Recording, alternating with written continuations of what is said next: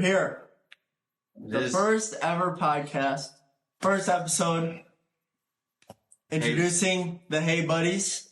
We got, introduce yourself. I'm Ryan Shearhart. And I am Zeke Clymer. And I am Cole Gallant. And we're the Buddies. Just the Buddies. We're going to start off our first episode with just telling about ourselves and our stories. And then we'll see how this journey takes us. Mm-hmm. We'll start off with Cole. So, my journey started when I was probably about 7 years old. I was actually on a snowmobile. I gave my life to the Lord. I grew up in the church. I grew up in a Christian family, and I knew the importance of, following Christ. And I never really made it real. I don't know why I was on a snowmobile. I just said, Lord, I want to serve you. I want to make you my number one in my life. And from there on, I'm not perfect, but I have served him, and I will continue to serve him. So, yeah, my story's nothing crazy, but I'm just trying to strive to be like him each and every day. So, yeah. Well, my story begins with always growing up in the church. My dad is a pastor, and I am a PK. We love being a PK. Hard time sometimes, but starts off with it actually wasn't really too long ago. It was, I want to say, sophomore year.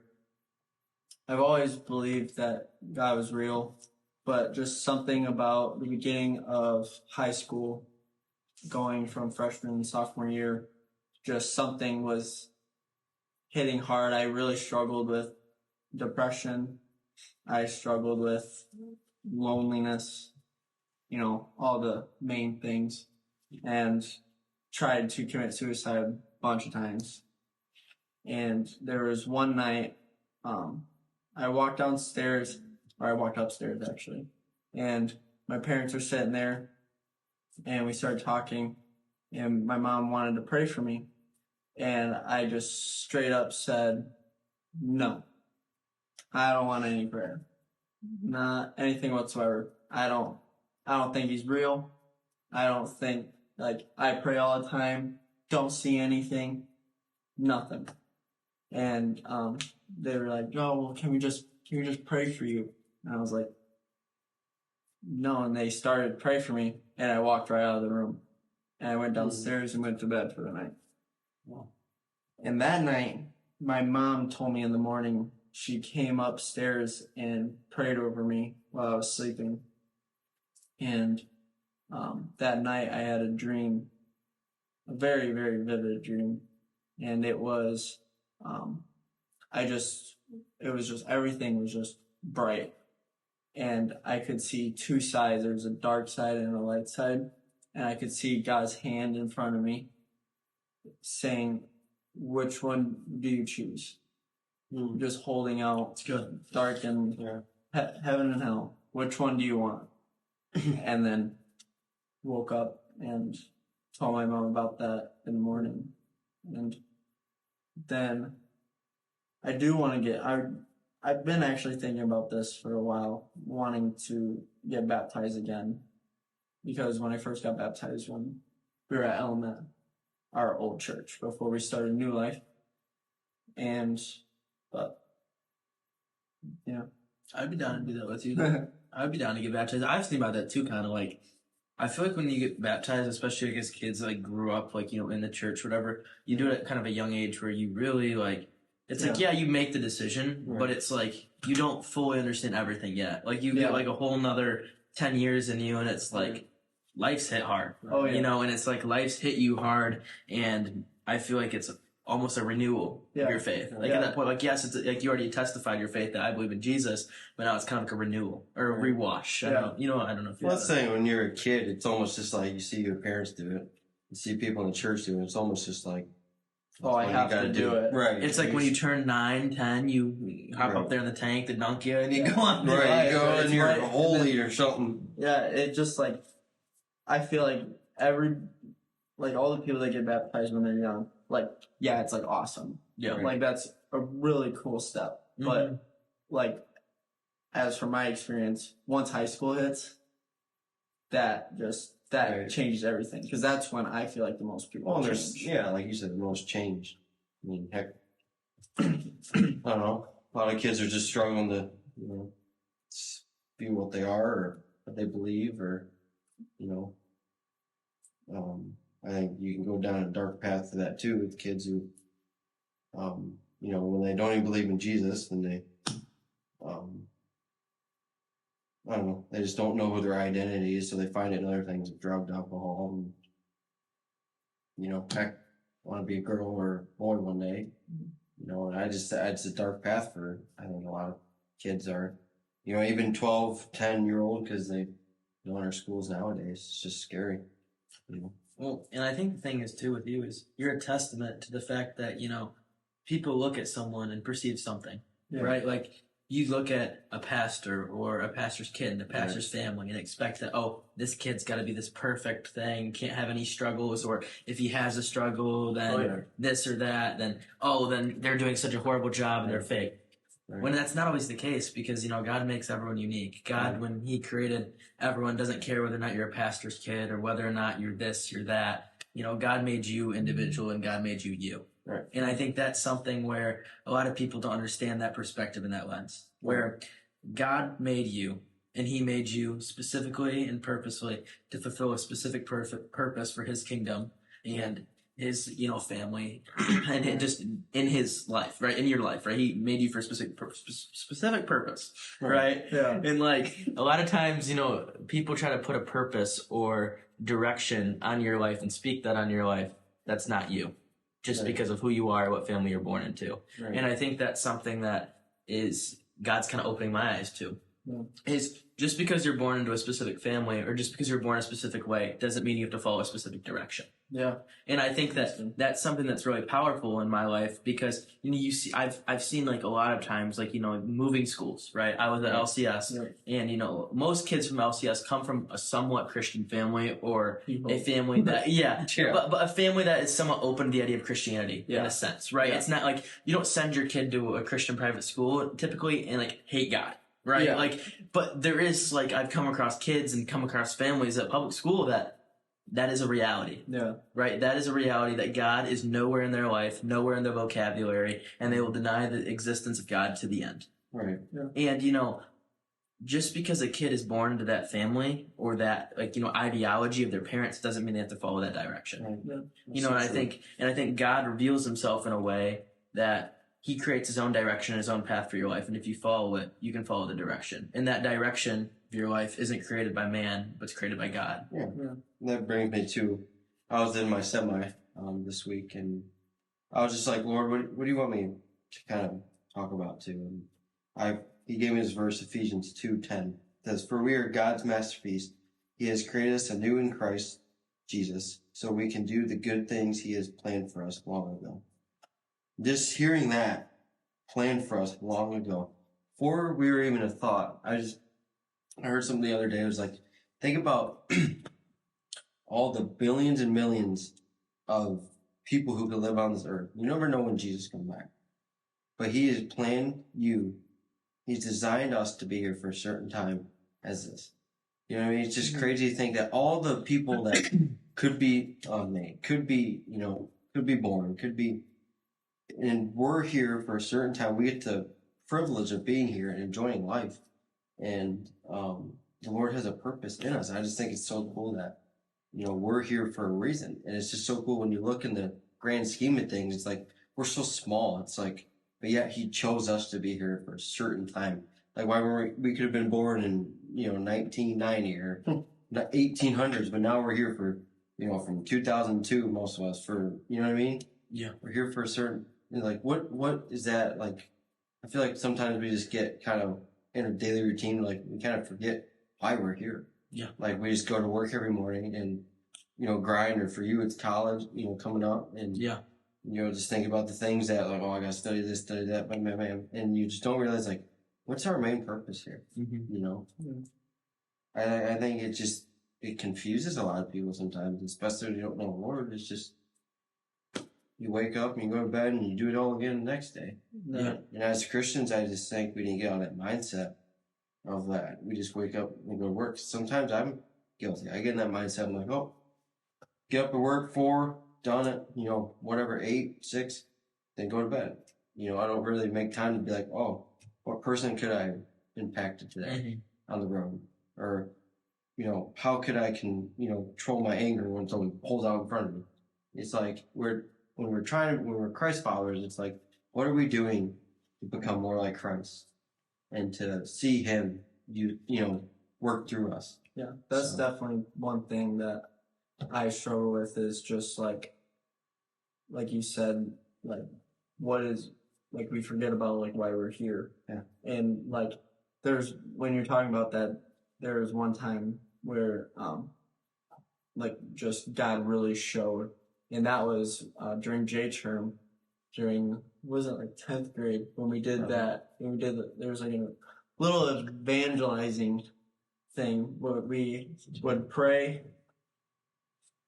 We would pray and ask, and we would just have like a quiet time of where we would pray and ask God to show us just either a picture, an image.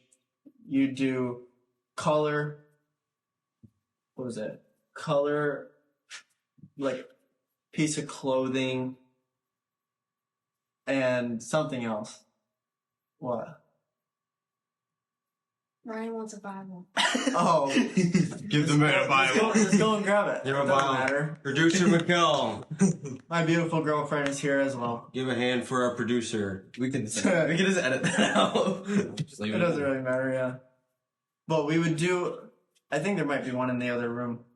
But- Yeah, don't grab those. Go and But back to the story. But it was probably one of the coolest things because you'd pray and there were some kids that would get like yellow shirt or like brown hair or like that stuff. And then after we were done, we would get this picture. Some people would just get a whole picture of a person and be like, okay, I gotta look for that person. Or some people would just get categories and what they need to look for. And after we were done praying and everything, we went to Meijer, I think it was. We went to Meijer. Walmart. You can just sit down. We went to Meijer and we would just start just walking around and trying to look for the person that we like wrote down on a piece of paper. And I think almost all of us found that person and prayed for them. Wow. Like That's amazing. there was one person where I saw a person on like crutches with like purple shirt, and once I saw them, I still remember this. It was over by on the left side where they have like all the meat, and then they have like all that stuff over there. And once I saw them, I got so nervous. I was like, "Holy crap!" I pray for him. Yeah, like awesome. but then you like you get to that point where it's like you see them and you're like, holy crap, Right. they're actually standing right in front of me. Right. Now it's his testimony too. yeah, Not to cut you off. yeah, we'll get there. We'll get to you. We'll get there. We're there. We're good right now. We're having a good conversation right now. And the second, like, the next jump is going and talking to that person Yeah. and saying, hey, can I pray for you? You don't know what they're going to do. Well, it's just, I feel like all the time, like, you get those little urges where it's like you have that, like, little Oh, yeah. pit in your chest, that pit in your stomach. You're like, should I do it or not? Like, because it's like, it's hard to distinguish, like, is this a sign? Or just your person. is this just me being dumb? Yeah. Like on the way in here, like, so like, you know, like there's like how there's those biker things where like they meet up and they have a pastor come pray over their bikes, you know, and safety or whatever. Mm. So that I drive right by that Harley Davidson shop right there on Matthews Highway, you Right. know, like on my way in from Clinton to Compsey. Yeah. And on my way in, I saw this lady just by herself on her bike and she's getting ready to leave. And I just felt like, I felt this urge to go pray for her on the way in, but I was kind of running late, so I didn't do it. But it was just like, Right. that urge, like, it's hard to distinguish, like, is it God or is it just me trying to like, jump the gun on something? And I regret it. Like, I still on my mind because I'm talking about it on a podcast. On the podcast I was on the way to, like, you know what I'm saying? It's just like one of those things where it's just like, it's hard to distinguish and you don't want to miss what God has for you. But yeah, that's what I want to do that again. We should. Of just like praying, being in a moment, and then just go out and search. You know, we should do. I want to do it so bad. We should do a Hey Buddy live and like post a video on YouTube, and it's us, right? We do it. We get our person. We go to Meijer, Walmart. We do it. And we show people. Like Walmart. You know, like wherever, but like Walmart's spot. You know, I think we show people what God can do, and I think that would be a pretty cool. Or if any of you want to join. Yeah, so let us know. Shoot us a comment, DM. DM on the DM us on the IG. Hey buddy, we don't have the Instagram yet, but we will get it. We will get it. Link in bio. Yeah. Always honest. All ads and whatever. But now follow us on our link tree. LinkedIn. Yeah. Ryan. Now, Mr. Ryan. Your story, since we so rudely cut you off. It's alright. Just went on a spiral. Sorry, buddy. I forgive. Sorry, buddy. I forgive you, buddy. Yeah, my story is kind of unique in the sense of like, I don't remember because, like, you know, I always like my entire life I've been like a believer in Jesus. You know, I've grown up in a Christian family, like, you know, cool stuff. But when I was 8 years old, I had a tragic accident, and I was at Awana, which is kind of like a kids youth group type thing where, you know, memorize scripture, learn Bible stories, you know, play games, eat snacks, and all the fun stuff that elementary age kids, you know, would enjoy to do. And we were playing a game of tag, and I slipped, fell, whacked the back of my head. And I was crying, whatever. This really big, you know, leader just like picked me up. You know, it was like, what the heck? You know, he put me back down. I was kicking, screaming, just running. They're like, you know, he's fine, whatever, no big deal.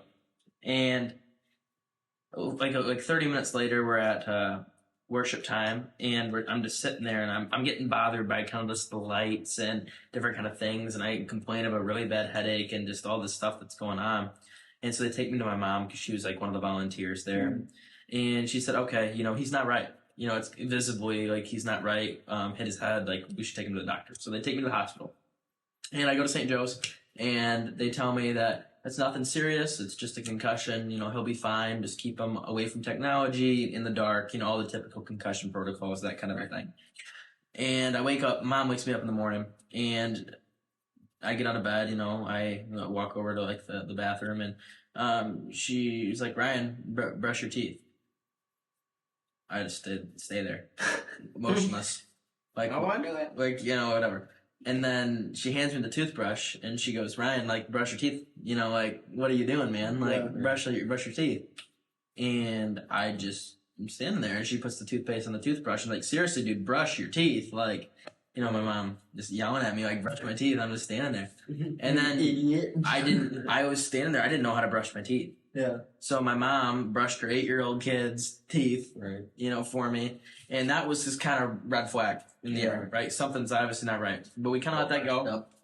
And I went and I sat down. My dad made breakfast, and I'm sitting there, and like they put, you know, pancakes in front of me, and they're like, Ryan, eat your pancakes. And I'm just motionless, you know, sitting there like, eat your pancakes. And I don't eat my pancakes. And I'm just like, eat your pancakes. I finally go, boom, face down, piglet style, start munching these pancakes. Like, and they're like, okay, there's something seriously wrong. So they take me to Mott's Children's Hospital. And when I get there, they need to take me in for an MRI, you know, to see if there's any internal bleeding and that kind of a thing. Yeah. And there thankfully wasn't any internal bleeding, because while I was going in there to the MRI thing, I wouldn't hold still. Like, I was 8 years old. Yeah. You know, like I'm not holding still. I'm a wiggly fella now. Like, and back then, like 8 years old with brain trauma, like I'm just sitting there like not motionless. But like I couldn't really formulate like a proper sentence like that kind of like made sense or have a real conversation, because I was kind of that messed up from the whole falling thing. Right. But I was able to formulate like the Bible verse that I had remembered that night. And that was like the only thing and the only, you know, real like sentence that I was able to say that made sense. Yeah. And I started saying that over and over and over again, and it calmed me while I was in my MRI. Right. And we found out that I had internal bleeding. The MRI showed that I did. But we also showed that it clotted itself. And so that was such a blessing by God that internal bleeding clotted itself, because if it wouldn't have clotted itself, I would have had to have emergency surgery. And, there's a chance for, obviously, if you have brain surgery, emergency surgery to stop a blood clot, like, you might not make it. Yeah. And so God not only revealed himself to me in that and through that, but God revealed himself to me in the sense that his hand of protection is over my life and he's going to use me. And then I have a purpose. Because, at that moment, like, anything could have happened. And a friend of mine had a similar accident, months later, and he's still not right to this day. Right. And so the fact that God had his protective hand over me in my life made me realize that, hey, like, God can use me for good. And, I think that goes kind of into your story where at the time, it may not seem like God's using you or has a purpose for you or your life, or may not even seem real. Can't even hear him. Or anything, You're so tunnel visioned that on you and yourself, and pride's just focused on you, but then God can just break away that tunnel. Yeah. And he can break away that and open your eyes, and so you can see hey, I have a purpose. And I think that's my story and how why I have a foundation in God, and that's my foundation. From that, I was a believer before that moment, but at that moment, that was my foundation to realize God is real and God does use people. Well, now, obviously you see his healing power too. Yeah. It's like miracles happen every day, and I think it's, Zeke and I went to this summer camp up in, northern Michigan, kind of. Was the Fahola camp? Yeah, Fahola. And, I seen a girl broken leg or something? Oh, yeah. She broke her leg in one of the games. First day. Right. Snapped her We were like, oh, man, she done. And, what was it called? Tube bores. And there's a ton of tubes in the middle, and you have all your tubes, and you guys run all in. You got to try to grab as many tubes as you can. She broke her leg, and on Wednesday nights is called Holy Spirit night. Or something. It's like the longest. The longest service, the most powerful. Yeah. You can fit if you've never experienced it, it's amazing. That's the first time I had my brother crying come up to me and said he loved me. I was like, hey, that's pretty sweet. But she was, because she came back the next day, cast or knee brace, crutches, and no, she was in a wheelchair. No, maybe she was sitting down. Yeah, she was in a chair. Sitting down. She was in a chair. And there was a ton of people praying over her and everything. Yeah. And all of a sudden, me, Cole, and a couple other guys, we look over, and she picks up her crutches and walks out. Stands right up. We're sitting there like, what? We're like, you're capping, okay. We're like, bro, you're faking. You're like, right? Okay. She breaks her leg. She gets up and walks. She had X-rays. She grabbed the crutches, walked out the door like she was walking on water. I'm sitting here. Was she just fine? Yeah. Yeah. She was chill. She was fine the rest of the camp. She was crying, and her friend thought it was awesome. Yeah. But hearing your story, even because that's the second time I've heard it. Yeah, and even from the first time to this second time I've heard it, still the same. It's so cool. Thank you. You could if anything went wrong there, you couldn't have been here. Internal bleeding. Nuts. Yeah. Internal bleeding in the brain. Yeah. Nuts. Can't just stop there. Drain plug. Yeah. Well, something I feel God put on my heart. So I was doing some evangelizing this week, with someone that's right close with me, and they struggle really bad with anxiety and just the feeling of being lost. Yep. That's something that I feel a lot of people struggle with. Just in life, that feeling of loss, having no direction, worried about what's next, worried about what's coming, worried about the future. There's so much worry. Right. And they're so worried because God put a test in their life, right? Which God always does, right? God's going to test us. As Christians, when we believe, it's not we get this magical golden path like Dorothy following the golden brick road, all the way. It's not that simple, right? Our path is going to have twists. It's going to have turns. It's going to have hills. It's going to have valleys. Yeah. Right? There's going to be ups and downs, and when we're Christians, we sign up to them. Right. He doesn't do it to punish us either. Right. It's to improve us. Yeah. And so there's going to be adversities, there's going to be trials, and there's going to be tests.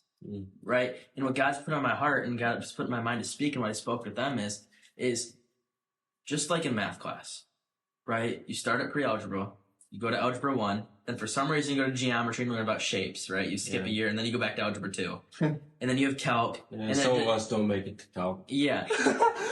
and then you have calculus, and it just keeps building and building and building. Right? And this is what I said, with her, like, she was a math whiz, right? Like, Smart. Yeah, like super smart math whiz. And I was 4.5 GPA. yeah, and I was just like, here's the thing is, you've aced pre-algebra. I give you a pre-algebra test, what are you going to do? You're going to ace it. You've aced algebra 1, algebra 2, geometry, calc, all these things you've aced, right? You've studied them, you've practiced them, you know them inside and out. Right. So when the teacher gives you the test, what are you going to do? You're going to ace it. Because you've looked at the study guide, right? Because you've looked at the study guide and you've practiced for the test, you're going to do it. In the same way, right? If you don't know what's in here, if you haven't looked at the study guide, when the test comes, you're not going to get it. Yeah, sure. Oh, man. That's what I'm saying. I'm preaching right now, aren't I? Oh, man. But no, so often we jump to take the test and we haven't even looked at the study guide. God's given us the materials, right? Or talk to the teacher. God has given us the materials right in front of us, the study guide for life, and every test that could ever come. Yep. And we haven't even opened up We the study feel guide. it. We feel it without even realizing. But here's the great thing about God. And just like every good teacher, you fail the test, they don't give up on you. What do they offer? They offer a retake. Grace. Grace. Yep. And here's what happens. The study guide's right in front of you. You might have failed the original test, but if you open the study guide, I guarantee you're going to ace the retake. Yep. And that's in life too, because so often we seek direction. We try to pass the test and we haven't even looked at the study guide or what's on the test. Yeah. You know, like, I hand you a calc test, right? For goodness sakes, I hand Cole a calc test. It's not going to go well. No offense. No offense to Cole, but yeah, salute. He hasn't learned the material. No. And so he can't be an expert at material he doesn't know. And the same thing with our lives as believers and just in general is we haven't looked at the study guide. We haven't opened or learned the material. You know, if we don't know what's here, Jesus likes it. we don't know what God has for us. We haven't studied the study guide for the test. Yeah. What's so amazing is if you look at the Bible, whatever you're feeling, whether you're feeling angry, sad, upset, nervous, or you're just seeking direction, it's all here. Yeah. And what I said to her, I was just like, okay, you're struggling with anxiety. I get it, right? You're struggling with direction. I get it. Been there. Done that. Yeah. Gone through that. When was the last time you opened this? Yeah. I told her, I said, imagine going for the test and never even opening your textbook. This is your textbook for life. Right. No matter what you're going through, no matter what your situation is, this is your textbook. Yeah. Right? And you can't ace the test if you don't open the textbook. So that was just something that God put on my heart. And God put on my heart to share. Round of applause. Love it. That was awesome. But Preaching. it's just so often in my life, I find myself, experiencing the anxiety or experiencing the pride or the lack of direction. And I'm just like, it's right in front of me. Mm-hmm. And it's just, we talked about that tunnel vision, right? Yeah. Like being so corrupt in just our view of the world and earth and even God, right? Because I think we fall trapped to thinking that we can see like God. Like, I know I do that a lot, is I think my way and the way I see and the way I think is the highway. Yeah. Right? When God's just like, buddy, there's an entire expressway going right over you, but you're just so dumb you can't even look and see it because you don't got a sunroof. Right? Like, it's just something where I don't know about you guys, but I experience that tunnel vision so often. All the time. And that, I think a lot of times some of vision's from the enemy. Like, he only wants to see through one glimpse. If he doesn't, like, I feel like sometimes, like, I don't know why, when I can't read, like, I hate reading books, but I feel like it's it's not like I don't want to do it, but I feel like it's the hardest book to, like, for me just to sit down, because I feel like the enemy just doesn't want you to do it so bad. You just get pressured. You feel like, oh, maybe I could be doing something else in my time. Maybe I could be going, who knows what. Nothing that's going to benefit you. But I found when I just sit there and read and just like sit and give the Lord my time, the Lord just blesses that. And I find out my week's better, my next day's better. Yeah. You know? And I'll be honest, like sometimes I struggle with that, like reading my Bible. Because I hate reading, period. Yep. You know what I mean? I hate Yep. reading. Like it's hard for me just to open to any book, just to sit there and go like, all right, you know? But sometimes I think when you do that, it's a sign of obedience to the Lord. It's like, Lord, I'm giving you my 30 minutes. I'm giving you my hour. I'm giving you my even 5 minutes. You're like, this is the start of my day. This is yours, Lord. Yeah. You take you take what's already yours, but we're just giving him back to, giving it back to him, giving our day to him, giving our morning to him. Yep. You know? I mean, because like, it's hard for, like, I know he's the same way. It's like, we get up early at 4 a.m. We're like, all you want to do is sleep.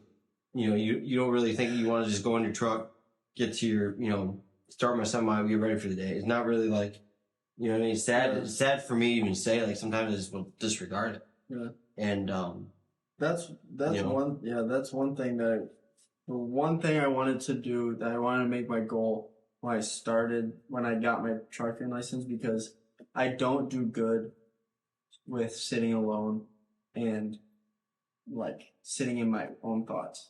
Cause once I'm Dangerous, alone, man. once I'm alone, dangerous. my head will just go and I'll just think, Too. and it'll either be like fear or it'll be like just complete other stuff. Just Doing like the right not job, good. even. I hate that all the time. And the one thing I want to try to do is every morning when I am driving, because I deliver Kubota tractors to dealerships. So before I get to my first stop, that whole time I'll listen to worship music, and I'll try and read at least 2 or 3 not reading and driving. Listen, he's a pro, man. He can read and drive. I try to listen. Like, I'll do the listening to the Bible app. Yeah. And I'll just try and listen to it at least twice so I can like pick up on things. But then the rest of the way, like, I'll listen to worship music all the way through. Yeah. Cause like I always hear you are like the things you put in your body is who you'll be. Yeah. I get that. Sometimes the more I want to listen to gangster music, which I know it's bad. Sometimes you feel like a pimp. You want to drive your semi. I think you're cool. Listen to pimp music, but like you said, like you start your day with worship. You start your day with the Lord. It's the best day after. You realize less people cut you off. Less people angry. And, here's another thing too. And, God kind of put this on my heart too as well. Right. And, we're talking about trucks and cars and whatever. How many of you guys have read your car's manual or your semi-truck's manual? Ours are cover to manual. cover. Right. No, I'm not talking manual. I'm saying the actual manual. Like the actual book that goes inside the car that tells you everything about the car and how to operate it. Never. And I guarantee you, none of you guys listening have read your car's manual. Nope. No. Unless you're like a psychopath. So, Kind of. what happens is... I want to know my car front to back. Yeah. So what happens is when our car breaks down, or when our truck breaks down, middle of the expressway, when we're driving fast, lights going fast, and it breaks down, we panic, Oh yeah. right? And we get panic, and guess what we do? We find a mechanic, Yeah. right? When we panic, we find a mechanic, and we pull up to the mechanic. Panic, find And when we pull up to the mechanic, what is he? Is he panicking? He's nervous? No, he's calm. He goes, he identifies the problem because he's read the manual, right? And it's something too where even though we haven't read the manual, right? God's like our mechanic, right? Yeah. He knows the manual inside and out. He created the manual. This is our manual for life, right? And, when we panic in life, or when we're going nonstop fast in the expressway and we break down and we panic and we find that mechanic, right? God is there, right, to be that mechanic for us in our lives, to fix what is broken, right? Because a lot of people, even though you don't open the manual, right, that doesn't mean God doesn't have a place for you. Because, God created Cole, for example, you in a specific way. Right. He created you to not like to read. For whatever reason, he knew that when he created you, reading wasn't your thing. Right? But just because that mechanic, you haven't read your manual, Right. doesn't mean you're not going to be fixed. It's good. Right? Just because, you don't know what in page 437 under second paragraph B of your manual says, doesn't mean that God's not going to be in touch with you. Right? Yeah, Just always because, I don't open the book and know what Zechariah 13 is off the top of my head, doesn't mean that God can't give me revealing and healing and fix me in a situation. Oh, yeah. God is like our mechanic. And, when we panic and we're there, we can go to our mechanic. And our mechanic's going to be calm and steady and help us identify the problems so we can get back right there on the road and fulfilling his purpose. Yeah, and that's what a lot of people, like non-Christians, think, that So like they're in it alone. Right. Yeah. Like Yeah. that no, like he's not even going to be there. No, he's been there. Mm-hmm. Right. He's just waiting on Yep. you. Well, that, and I think people think it's just a religious thing. People think I think a lot of people think you have to memorize your whole Bible to be getting to heaven. Yeah. Or you have to, Oh yeah. A big thing is do good works, or, I've heard a lot of people, it's like you talk to them, you hear someone say, so what do you think when you get to heaven, like what Jesus is going to say? And some people just say, well, I think, I did all these good works, and there's that verse, not by good works and all that, And I just think people just look to the simple fact of they think they need to know. I mean, obviously, yeah, you want to know as much as you can. I think people make it a religious thing, which is like the Lord's offering a relationship. Yeah. Like, He's not forced. the cross wasn't for a book. Like, it's Yeah. for our souls. Yeah. It's like, it's for like a relationship, and he wants it so badly, but so many, like, he pursues us. And so many people just turn away because they think it's like a religious thing, or they see Christians like us that, a lot of Christians, they'll be out partying and drinking. It's like, that doesn't mean we're perfect, I just think it's just, I think people get scared of that. They're like, so why are they doing that? But yet they're going to church on Sunday It's good. and praising him. Yeah. But on Monday, they're serving the devil. Yeah, and you know what I love about that? It's Yeah. good and it's real. Right. A lot of times I feel like there's this fake perspective of, I'm this, I'm great, and I have it all figured out. Right. And I don't. Oh, yeah, no. And that's the thing, is so many people try to act. Like you look at social media, so many people, I've never seen someone post anything that's gone wrong, or Yeah. they've done wrong on social media. It's all, I'm living the perfect life. Instagram This is is the perfect my life. perfect life. Yeah. Right. Right? But we all know as Christians that that's not the case. Oh no. Right? Nobody has that perfect life. No. We can try to compare and Snapchat and Instagram and Facebook our way to portraying ourselves to having the perfect life, but that's not it. And so my challenge is there's going to be times when we break down. Right. But instead of panicking, when you panic, find the mechanic. That's my challenge. Is in times of panic, find your good mechanic and know that the test is coming. Yeah. Right? Know that as a Christian and as anyone in life, Anyone. a test is coming. So Yeah. make sure you've prepared and make sure you're in your study guide. Right. I just kind of bring up what you said about, just blank. Had a blank. I'll just go with the story. About people portraying their life. Yeah. So I follow this guy on Instagram, and so he struggled with porn addiction for about, I think he said 5 years old to 27 years old, and he was talking about his life and with his wife, and he had a business. He made really good money. He still makes really good money. Not saying that's a good thing, but he makes good money. Owned a business, and he was struggling with his addiction, and his marriage was horrible. Marriage was just shot. And what would they do? They would go on huge vacations, like Bahamas, like, 5-star, like this, PJs, private jets, all that stuff. People would tell his wife, man, your guys' relationship's so amazing. You guys go on all these fun trips. You guys must be doing so well. But in the back of his mind, he's like, I struggle with a porn addiction. My relationship with the Lord's horrible. My relationship with my wife's horrible. But we're doing all these to kind of numb the pain.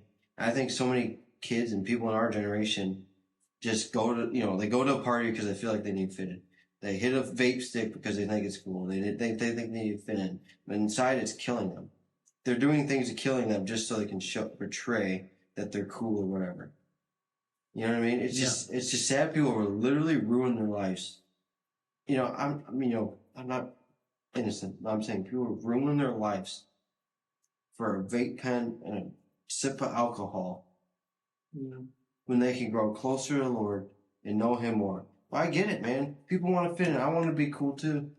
I want to have nice things. I want to have, but when you realize it's not what God wants for you, and you realize that there's more to life than just having the nicest things and, going to the most cool party or whatever and trying to fit in. Once you kind of come on the sidelines, you go in the scenes, you really grow with the Lord. I learned that too.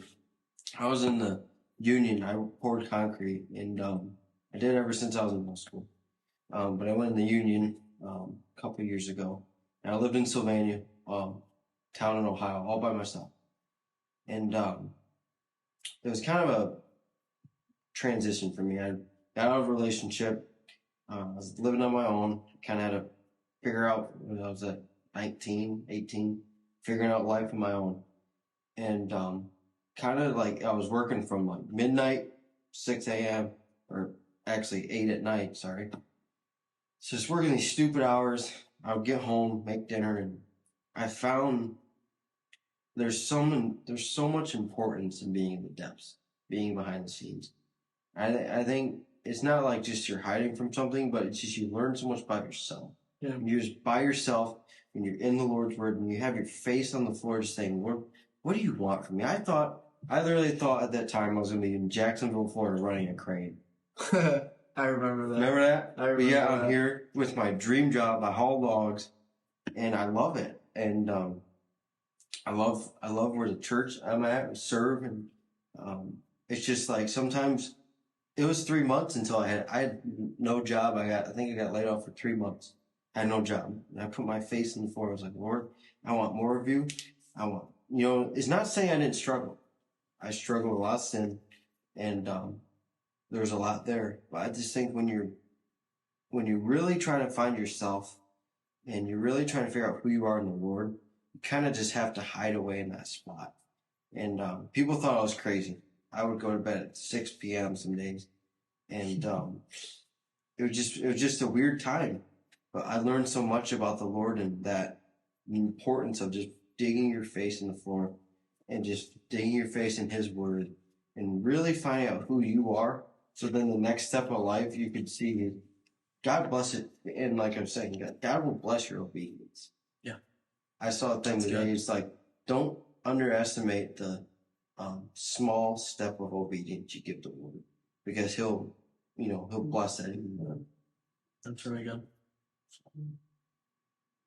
Yeah, well, I think we had some really great conversation today. Oh yeah, It was good. I think that yeah. it was a really good start. Just what we're trying to do here, and I think we got on a little bit of a tangent here and there, and Oh yeah.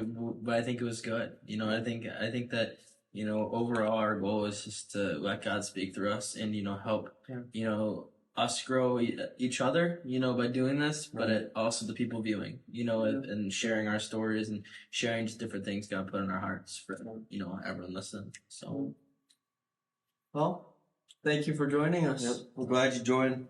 Episode 2 next week. So next week, hey buddies. Hey buddies. Hey, buddy! Are out.